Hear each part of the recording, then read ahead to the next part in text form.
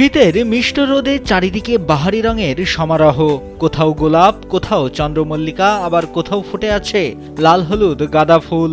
মাঠ প্রাঙ্গণ এখন যেন একচিলতে ফুলের স্বর্গরাজ্য। মাঠটিতে রয়েছে ২৮ জাতের ফুল। শীতের সকালে যখন কুয়াশা ভেদ করে সূর্য ওঠে, তখন ফুলের মাঠের প্রাঙ্গণের চিত্র পাল্টে যায়। বাহারি ফুলের হাসিতে মেতে ওঠে পুরো এলাকা। এই দৃশ্য দেখতে স্থানীয়দের পাশাপাশি দূর দূরান্ত থেকে ছুটে আসেন দর্শনার্থীরা। এই ফুলের সৌন্দর্য মুগ্ধ ছড়াচ্ছে ফুলপ্রেমীদের কাছে। একটা সুন্দর কর্মপরিবেশ ছাড়া কখনোই ভালো কাজ সম্ভব না। আমরা বিকেলবেলা সবাই একসাথে দাঁড়াই, আমরা এটা উপভোগ করি, গল্পগুজব করি, তারপর যে যার মতো বাসায় চলে যাই। আমরা চেষ্টা করি যে কর্মপরিবেশ সুন্দর পরিপাটি রাখার জন্য।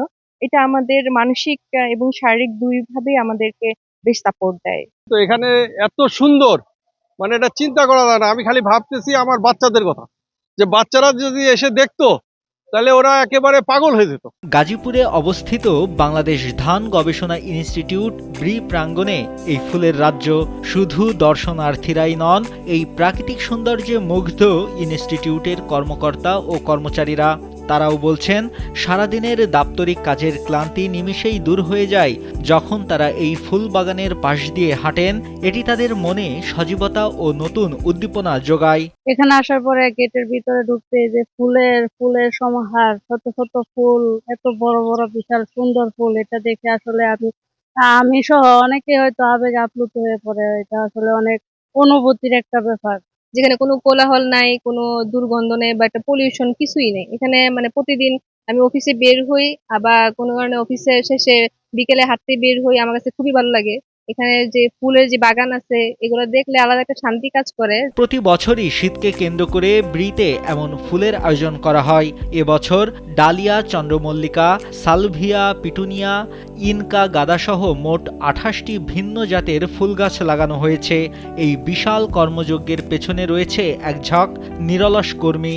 ইনস্টিটিউটের খাবার ব্যবস্থাপনা বিভাগ জানায়, ১৮ জন শ্রমিক এবং ২ জন দক্ষ মালির নিয়মিত পরিচর্যায় বাগানগুলো এতটা দৃষ্টিনন্দন হয়ে উঠেছে। ফুল স্বভাবগতভাবে এটি ম্যানেজমেন্ট সেন্সিটিভ, অর্থাৎ এটাকে ভালো সুন্দরভাবে পরিচর্যা করলে সে বড় ফুল হবে, সুন্দর ফুল হবে।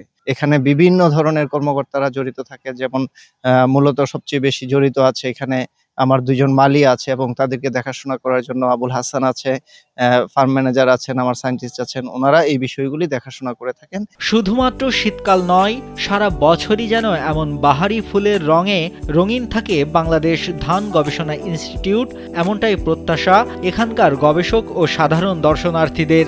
আধুনিক গবেষণার পাশাপাশি প্রকৃতির এই সান্নিধ্য ব্রিকে আরও প্রাণবন্ত করে তুলবে বলে বিশ্বাস সংশ্লিষ্টদের। নাইমুল হাসিব, কালবেলা।